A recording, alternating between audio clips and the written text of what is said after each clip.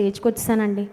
నేనే ఒక అమ్మమ్మనండి, నేనే ఒక తాతయ్యనండి. మా ఇంట్లో నా మాటే అల్టిమేట్. మా అబ్బాయి, మా కోడళ్ళు, మా మనవళ్ళు, మా మనవరాళ్ళు, మా వైఫ్ అందరూ నా మాట అయినా దేవుని మాట వినాల్సిందే.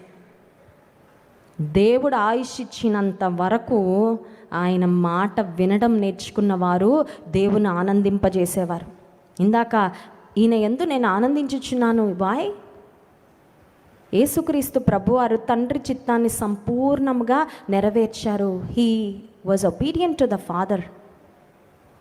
బలులు అర్పించుట కంటే చాలాసార్లు మనం యేసయ్యకి ఏదో ఒకటి ఇచ్చేసి I'm making God very happy, దేవుని నేను ఆనంద పెడుతున్నానులే అని కొన్నిసార్లు మనం అనుకుంటూ ఉంటాం, సంతృప్తి పడుతూ ఉంటాం. బలులు అర్పించుట కంటే మాట వినుట శ్రేష్టము, మాట వినుట శ్రేష్టము. సౌలు రాజుగా తిరస్కరించబడడానికి, సౌలు రాజుగా దేవుడు ఆయనకి ఇచ్చిన స్థానాన్ని పోగొట్టుకోవడానికి కారణం ఏంటంటే అతని మాట వినకపోవడం. మన జీవితంలో కూడా కొన్నిసార్లు శ్రేష్టమైన దేవుని ఆశీర్వాదాలు వచ్చినట్టు వచ్చి కొన్నిసార్లు పోతూ ఉన్నాయేమో. దానికి కారణం ఏంటంటే బహుశా